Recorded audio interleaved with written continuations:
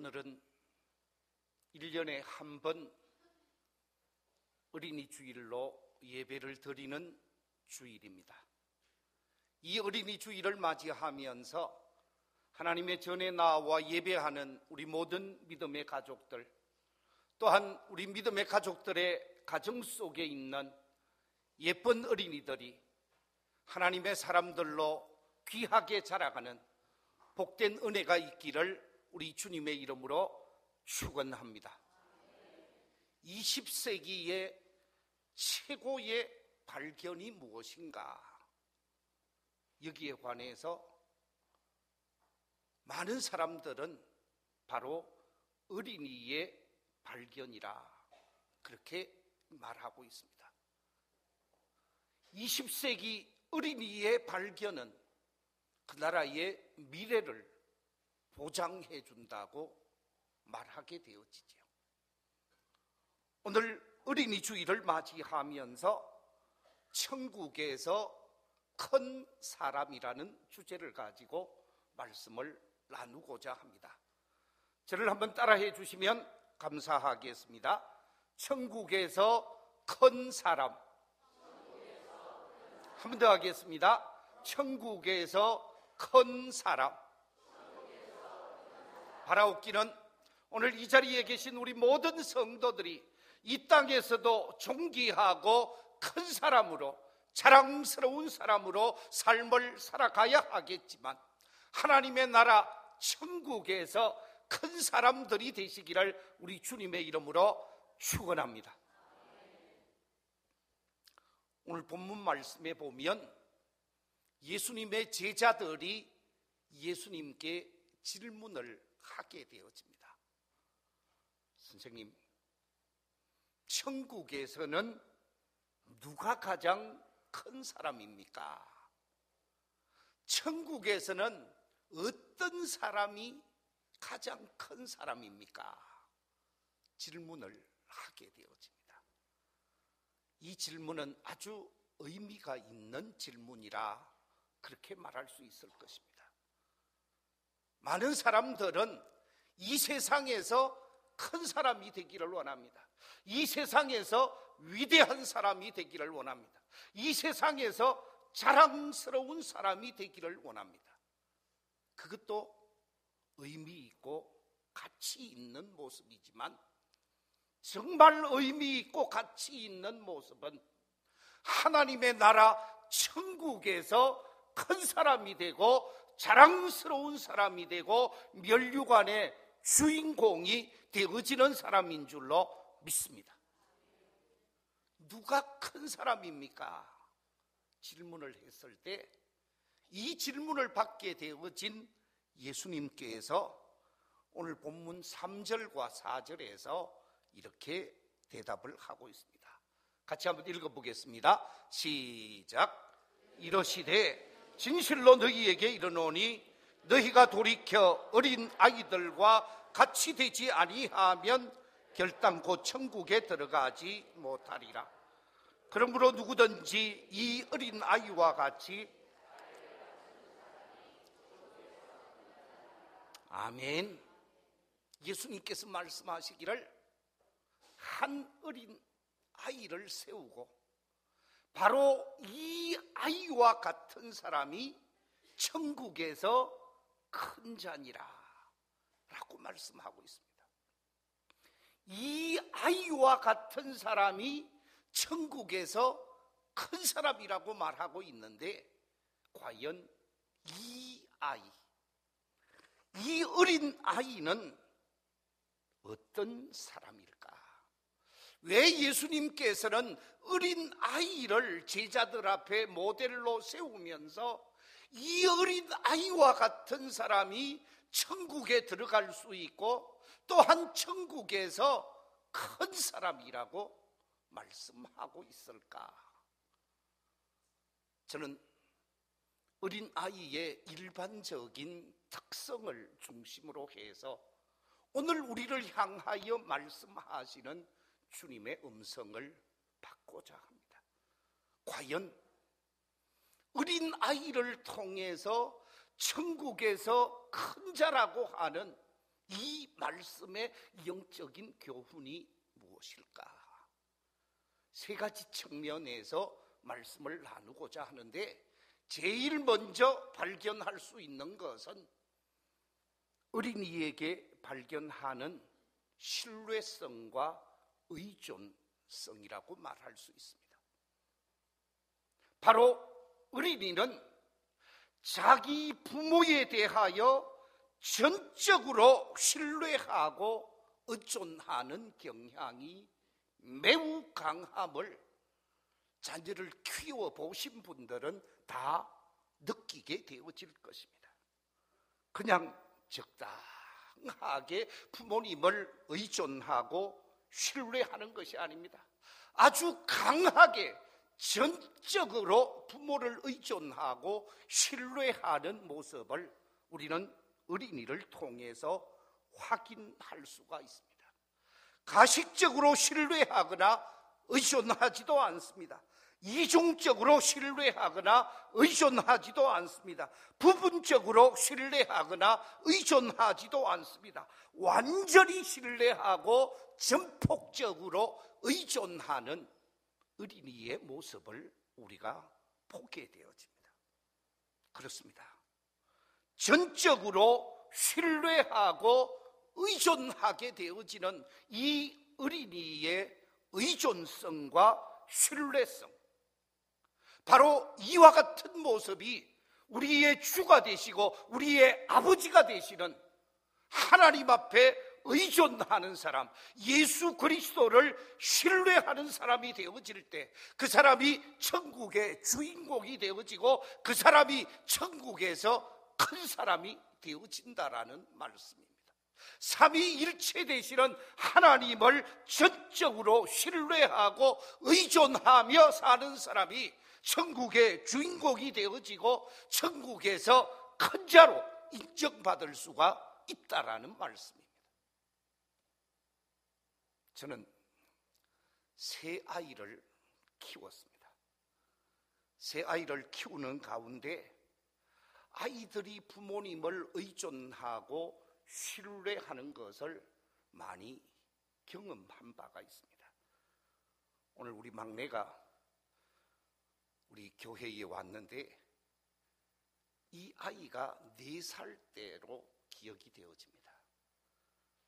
제가 담임 목사로서 첫 목회를 하고 있었을 때인데 우리 집사람이 제게 아이를 맡겨두고 잠시 밖을 나가게 되어졌습니다. 밖을 나가면서 제 서재의 아기를 재우고 깨어나면 좀 봐달라고 부탁을 하길래 제가 보겠노라고 약속을 하고 아이를 자는 것을 보고 저는 책상에 그대로 앉아서 제가 할 일을 하게 되어졌습니다. 아마 1시간 반 정도 시간이 지났을 터인데 아이가 일어나서 전혀 울지 않는 거예요. 머리맡에 있는 장난감을 갖고 푸시 뭐 이러면서 장난감을 갖고 노는 거예요. 그런데 아빠가 있는 것을 보고 아빠 서재에서 놀다가 자기 방으로 갔다가 안방으로 갔다가 온 집을 뛰어다니면서 노는 거예요. 아빠가 있으니까 전혀 불안함이 없었습니다. 이놈이 어떻게 하는가 보자 생각하고 아빠 서재를 나가자 말자 제가 살짝 화장실에 숨었습니다. 숨었더니 서재에 들어왔던 이 아이가 아빠가 없는 것을 확인하고 큰 방으로 갔다가 작은 방으로 갔다가 부엌으로 갔다가 온 집을 쫓아다니다가 아빠가 없거든요. 어떻게 반응했을까요? 그렇습니다. 으아! 하고 우는데 막 집이 떠나갈 것 같은 거예요. 제가 그걸 보고 맞다. 아빠를 신뢰하고 아빠를 의존하는 모습. 작은 꼬마 아이지만 아빠가 있을 때는 전혀 두려워하거나 염려하거나 불안해하지 않는데 아빠가 보이지 않으니까 그 자리에서 큰 소리로 울부짖는 것을 보고 아빠를 신뢰하고 아빠를 의존하는 모습을 확인할 수가 있었습니다. 그렇습니다. 우리 인간은 하나님을 신뢰하는 사람, 우리 주님을 전적으로 의존할 때 그 사람에게 참 믿음의 사람이라 라고 말할 수 있습니다. 지금 이 시대를 불신의 시대라고 얘기를 합니다.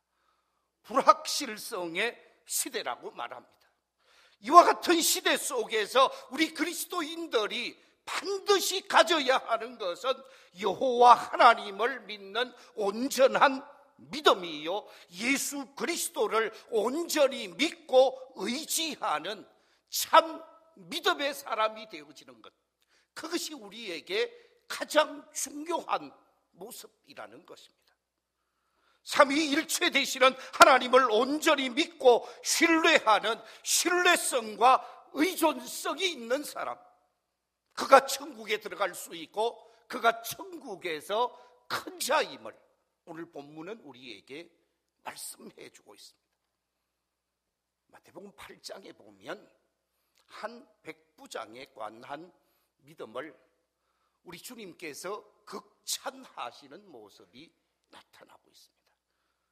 예수님께서 가버나움을 방문하게 되어집니다.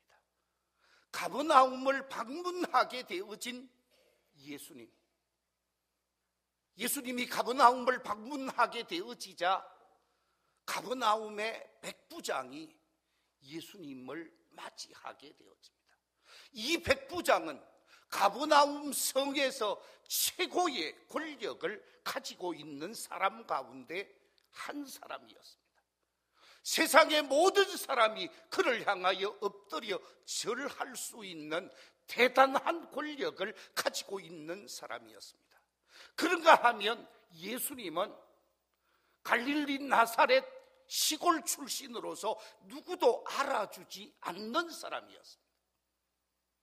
젊은 청년 예수가 가버나움에 방문을 하게 되어지자 백부장이 예수님께 엎드려서 간청하게 되어집니다. 선생님, 지금 내 하인이 죽어가고 있습니다. 중풍병이 들어서 지금 실험하고 있습니다. 고통하고 있습니다. 죽어가고 있습니다. 내 하인을 좀 살려주십시오. 백부장의 요청을 받게 되어지고 자신을 향하여 엎드려 도움을 청하게 되어지자 예수님이 거부할 수가 없었습니다. 그래서 백부장에게 얘기를 합니다. 제가 백부장님 집에 가서 그 환자를 만나서 그를 한번 고쳐보겠습니다. 가시지요. 그런데 이 말을 듣게 되어진 백부장이 뭐라고 얘기를 합니까? 예수님께서 자신의 집에 오게 되어지는 것에 관해서 도저히 용납할 수 없는 사건으로 이해하면서 마태복음 8장 8절 이하 9절에 보면 이렇게 고백하고 있습니다. 백부장이 대답하여 이르되 주여, 내 집에 들어오심을 나는 감당하지 못하겠사오니 다만 말씀으로만 하옵소서. 그러면 내 집에 내 하인이 낫겠사옵나이다. 나도 남의 수하에 있는 사람이요 내 아래에도 군사가 있으니 이들어 가라 하면 가고 저들어 오라 하면 오나이다. 이것을 하라 하면 내 종은 이것을 하게 되어지고 저리 가라 하면 내 종들은 가게 되어집니다.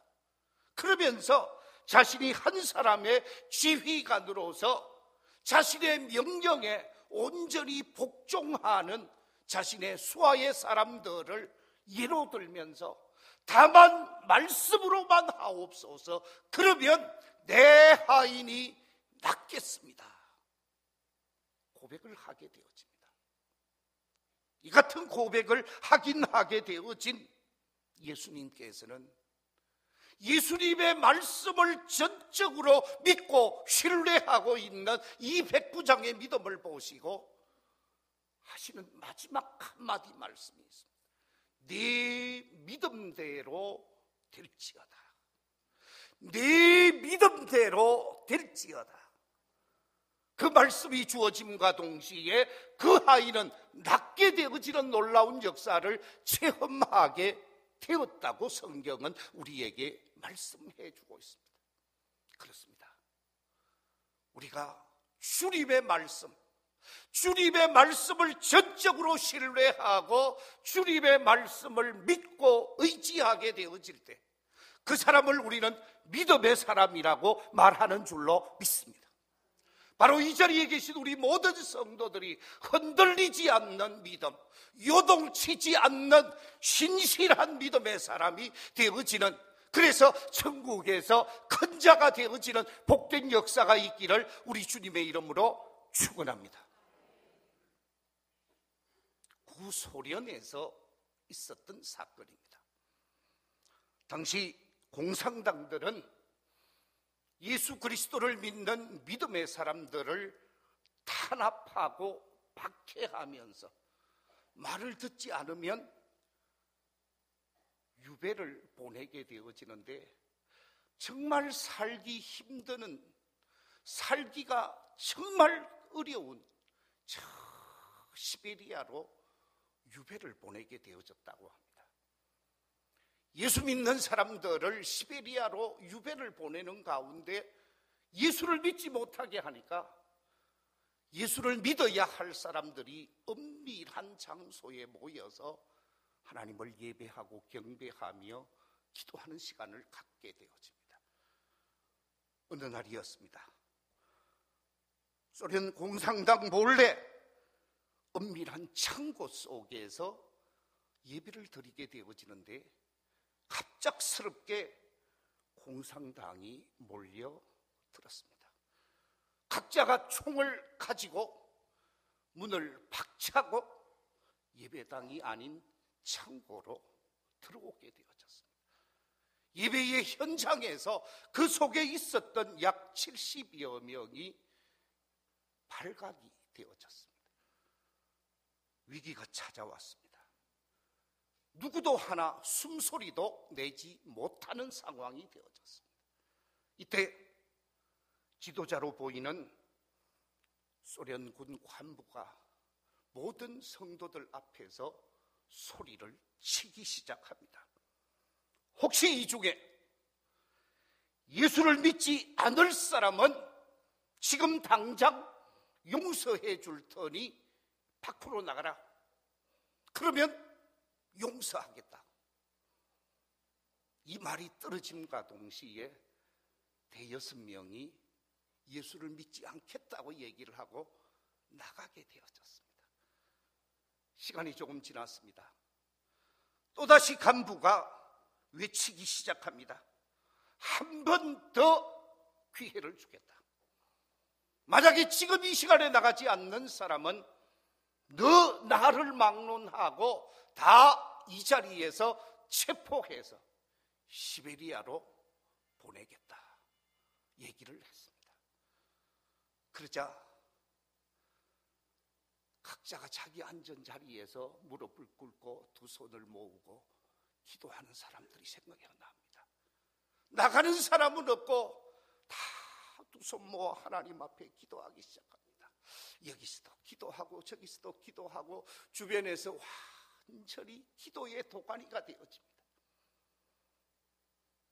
시간이 조금 흐르고 난 다음에 큰 소리를 치며 위협을 줬던 이 소련군 관부가 기도하는 사람들에게 이렇게 다시 말을 합니다. 형제들이여, 우리도 예수 그리스도를 구원의 주로 믿는 믿음의 사람들입니다. 우리도 함께 예배 드리고 싶어서 이 자리에 오게 되어졌는데 혹시 여기 첩자가 있지 않을까 생각해서 우리가 이렇게 했습니다. 이해해 주십시오. 그리고 함께 뜨겁게 하나님을 예배하는 예배의 자리가 되어졌다고 합니다. 여러분, 참 황금은 어떻습니까? 지하 동굴이면 어떻습니까? 그 어떤 상황 속에서도 흔들리지 않는 믿음, 요동치지 않는 믿음으로 전적으로 우리 주님을 믿고 신뢰하며 의지하면서 참 믿음의 사람이 되어질 때 그 사람을 참된 신앙인이라고 말할 수 있고, 그가 천국에 들어갈 수 있고, 그가 천국에서 큰 자로 우리 주님의 사랑과 우리 주님의 은총을 입게 되어질 줄로 믿습니다. 이 자리에 계신 우리 모든 믿음의 가족들이 바로 어린이의 신뢰성, 의존성을 가지고 하나님을 전적으로 믿고 신뢰하는 참 믿음의 사람들이 되셔서 천국의 큰 자들이 되시기를 우리 주님의 이름으로 축원합니다. 두 번째, 오늘 이 본문을 통해서 어린 아이와 같은 사람이 천국의 큰 자라 그랬는데, 어린 아이는 어떤 특징을 가지고 있습니까? 어린 아이가 가지고 있는 두 번째 특징, 그것은 다름이 아니라 겸손함이라 라고 말할 수 있습니다. 어린이의 특징은 자신이 약하다라는 것을 스스로 인정하고 교만하지 않습니다. 거만하지 않습니다. 다른 사람에게 함부로 도전하지도 않습니다. 어린이는 말 그대로 겸손한 모습을 보여주게 되어집니다. 그래서 오늘 본문 4절 속에서 예수님은 이렇게 말씀하고 있습니다. 그러므로 누구든지 이 어린 아이와 같이 자기를 낮추는 사람이 천국에서 큰 자니라. 그렇습니다. 자기를 낮추는 사람이 천국에서 큰 사람이다. 어린이의 이 겸손함이 우리의 신앙 인격이 되어지고 우리의 삶의 모습이 되어질 때 그 사람은 천국에서 큰 자로 우리 주님의 사랑을 받고 우리 주님으로부터 영광의 주인공으로 세움을 받는다라고 하는 말씀입니다. 우리 하나님이 보실 때는 크고 위대한 사람, 우리 하나님이 보시기에 가장 자랑스러운 사람, 어떤 사람인가?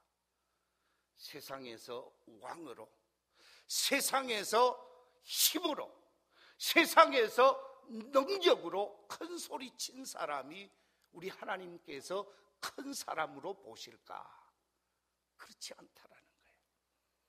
여러분, 우리가 이 지상에 살기 때문에 지상에 사는 사람은 빌딩 5층이면 1층에 사는 사람 입장에서는 높은 데 사는 것처럼 보여요. 10층의 높이에 사는 사람은 많이 높은 곳에 사는 것처럼 보여요. 우리 밀양은 제일 높은 아파트가 몇 층이죠? 예? 35층이랍니다. 35층에 사는 사람은 되게 높은 데 사는 것처럼 보일 거예요. 그런데 요즘은 뭐 너나 없이 비행기를 타고 전 세계를 여행하게 되어지는데, 우리 김경훈 장로님, 공중에서 밀양시를 내려다보면 높은 빌딩, 낮은 빌딩 별로 표가 납니까? 나나요? 장로님이 대답을 안 하시네. 예. 저도 비행기를 몇 번 탔습니다만은 비행기를 타고 저 높은 6,000m, 7,000m 상공에서 땅 아래를 내려다보면 그 크고 작은 높낮이가 있는 빌딩들의 크고 작은 높낮이는 뭐라고요? 도토리 기색이에요. 30층, 그거 별게 아닌 것처럼 보여요. 전혀 높게 보이지 않는다라는 겁니다. 무슨 얘기입니까? 세상 사람들이 볼 때는 높게 보이고 대단하게 보이고 화려하게 보이는지 몰라도 위에서 볼 때는 아무것도 아니다 그 말이에요.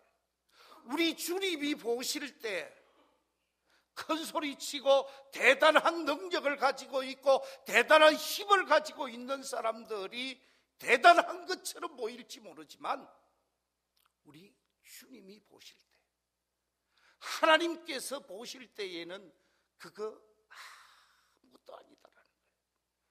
우리 주님이 보시기에 존귀하고 우리 주님이 보시기에 귀한 사람은 겸손하게 하나님을 섬기고 형제를 섬기고 이웃을 섬기면서 주변에게 선한 영향력을 끼치는 사람이라는 거예요. 오늘 본문 속에서 어린 아이와 같이 자기를 낮추며 삶을 사는 사람, 말로서 삶으로 행위로 자신을 낮추면서 형제를 높이며 삶을 살아야 할 것을 우리에게 말씀해 주고 있습니다. 그렇지 않으면 천국에서 큰 자가 될 수가 없다라는 말씀입니다. 하나님의 말씀인 성경은 우리에게 분명히 경고해 주고 있습니다.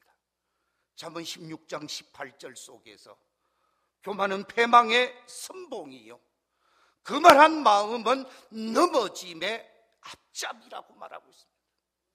교만한 삶을 사는 사람, 그만한 삶을 사는 사람, 그 사람은 패망할 수밖에 없고 넘어질 수밖에 없고 부끄럽게 되어진다라는 말씀. 잠언 18장 12절에서도 이렇게 말씀하고 있습니다. 사람의 마음의 교만은 멸망의 선봉이요 또한 겸손은 종기의 뭐라고요? 길잡이라.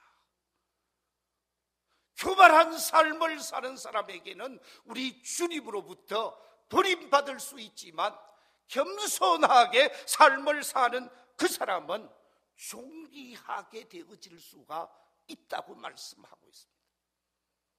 그래서 사도 베드로는 베드로전서 5장 5절에서 이렇게 말씀하고 있습니다. 젊은 자들아 이와 같이 장로들에게 순종하고 다 서로 겸손으로 허리를 동이라. 하나님은 교만한 자를 대적하시되 겸손한 자들에게는 은혜를 주시느니라. 할렐루야. 겸손하게 주어진 자리에서 신실하게 사명을 감당할 때 그가 존귀해지고 그가 우리 주님의 사랑을 받을 수 있는 사람이라는 말씀입니다. 그래서 빌립보서 2장 5절 이하 8절에서 사도 바울은 이렇게 말씀해 주고 있습니다. 너희 안에 이 마음을 품으라. 곧 그리스도 예수의 마음이니 그는 근본 하나님의 본체시라 하나님과 동등됨을 취할 것으로 여기지 아니하시고 오히려 자기를 비워 종의 형체를 가지사 사람들과 같이 되셨고 사람의 모양으로 나타나사 자기를 낮추시고 죽기까지 복종하셨으니 곧 십자가에 죽으심이라. 예수 그리스도는 하나님이셨습니다. 하나님이 사람이 되셨고 사람 가운데서도 가장 낮고 천한 모습으로 겸손히 인류를 섬기시다가 십자가 위에 죽으셨습니다. 이처럼 가장 낮고 천한 모습으로 사명을 감당하셨던 우리 주님, 아리마대 요셉의 무덤에 묻히게 되셨지만 하나님께서는 그 무덤에 그대로 두신 것이 아니라 무덤 문을 깨트리게 하시고 예수 그리스도를 부활하게 하신 줄로 믿습니다. 부활하신 주님을 가장 영광스럽게 성천하게 하셨습니다. 세상 모든 만민을 그리스도의 이름 아래 무릎 꿇게 하셨습니다. 가장 존귀하게 높이셨다는 말씀입니다. 그렇습니다. 우리 주님의 모습으로 겸손히 섬기고 사명을 감당할 때 주님께서는 그를 가장 귀하게 높이시고 세우시는 주님이신 줄로 믿습니다. 그래서 유명한 성서학자 카르는 이렇게 말합니다. 겸손해서 그리스도와 같이 되는 자는 영광에서 그리스도와 같이 되어질 것이다. 그렇습니다. 겸손함이 우리 주님의 모습이라면 그는 영광을 얻을 수 있는 사람이라고 말하고 있습니다. 이 자리에 계신 우리 모든 믿음의 가족들이 겸손히 주를 섬기게 되어지고 겸손히 형제와 이웃을 사랑하면서 우리 주님 앞에 설 때에 큰 사람으로 높임받고 환영받을 수 있는 복된 성도들이 되시기를 우리 주님의 이름으로 축원합니다. 세 번째, 어린 아이의 일반적인 특성을 하나 더 꼽으라고 하면 그것은 다름이 아니라 호기심이라고 말할 수 있습니다. 이 지적 호기심은 탐구심으로 발전해 가는 것을 보게 되어집니다. 그런데 바로 이 지적 호기심과 탐구심이 어린 아이에게는 그야말로 넘친다라는 거죠. 얼마나 지적 호기심과 탐구심이 대단한지 아이를 데리고 새로운 세계에 가보면 알게 되어집니다. 오늘 어린이 주일이라서 제가 아이를 키울 때 경험한 사건입니다. 우리 아들을 데리고 대구 시내 동성로 한복판으로 데리고 간 적이 있습니다. 가서 버스에서 내려서 동성로를 다니게 되어지는데 두 발, 세 발만 뜨면 아빠, 이거는 뭐야? 아빠, 저 차는 어디로 가? 아빠, 저 안에서 뭐 해? 아빠, 저 사람은 어디서 온 사람이야? 아니, 내가 어떻게 알아? 아니, 저 차가 어디로 가는지, 저 안에서 뭐 하는지 사실 막 불이 반짝반짝하고 막 사람들이 예쁜 옷을 입고 들랑거리는 그걸 뭐라고 그래요? 예? 예, 동성로에 가면 그런 게 있어요. 아니, 그 카바레가 뭐 하는 곳인지 내가 어떻게 알아? 가봐야 알지. 그런데 묻는 거예요. 대답을 제가 다 못 해줬어요. 차를 보고 아빠 저 차 어디로 갔느냐고 묻는데 아니, 저 차가 내가 어디로 가는지 내가 어떻게 알아? 그게 뭡니까? 지적 호기심, 알고자 하는 욕구가 대단하다라는 거죠. 그렇습니다. 알고자 하는 욕구, 이게 있어야 한다라는 거예요. 다시 표현하면 진리에 대한 욕구, 영생에 대한 욕구, 천국에 대한 호기심, 천국에 대한 관심, 이것이 우리 속에 있어야 한다는 거예요. 하나님의 말씀에 대한 욕구가 있는 사람, 호기심이 있는 사람, 하나님의 말씀을 공부할 수밖에 없고 하나님의 말씀을 연구할 수밖에 없고 하나님의 말씀 속에서 나를 향하여 말씀하시는 음성을 들을 수밖에 없습니다. 그래서 그 말씀대로 살고 그 말씀대로 믿음의 길을 걸어갈 수밖에 없어요. 그렇기 때문에 그는 하나님이 말씀하시는 그 말씀에 합당한 삶을 살게 되어지면서 말씀의 사람이 되고 진리의 사람이 되고 하나님이 기뻐하는 삶을 사는 사람이 되어지는 것이죠. 그 사람이 천국에서 큰 사람이라는 것입니다. 디모데후서 3장에 보면 이렇게 말씀하고 있습니다. 디모데후서 3장 16절 17절 모든 성경은 하나님의 감동으로 된 것으로 교훈과 책망과 바르게 함과 의로 교육하기에 유익하니 이는 하나님의 사람으로 온전하게 하며 모든 선한 일을 행할 능력을 갖추게 하려 함이라. 하나님의 말씀에 관심을 기울이고 그 말씀에 내 인생을 묻게 되어지면 그 사람은 하나님의 사람으로 온전한 사람이 되어지고 하나님이 기뻐하는 삶을 사는 사람이 되어지면서 그가 하늘나라에서 큰 자가 되어진다는 것입니다. 말씀에 대한 관심, 이 진리에 대한 관심이 있어야 한다는 거죠. 여러분 아마 철학자 중에 철학의 거봉이라고 얘기를 하면 플라톤을 들게 되어집니다. 이 플라톤이 한 이야기 중에 사람 가운데 제일 대단한 사람이 철인이고, 그 다음에 군인이고, 그 다음에 아이고, 그 다음에 여자라 그랬어요. 왜? 아이보다도 여자를 평가절하했을까요? 왜 그랬을 것 같아요? 그 이유는 다름이 아니라 지금 이 시대는 그렇지 않지만 플라톤이 살던 시대에는 여인들이 이 지적 호기심과 탐구심이 아이보다 덜했다고 합니다. 그래서 여인을 평가절하했대요. 그런데 오늘날은 그렇지 않은 것 같아요. 진리에 대한 호기심, 진리에 대한 열정, 진리에 대한 사랑이 남자들보다 훨씬 뛰어난 게 여인들인 것 같습니다.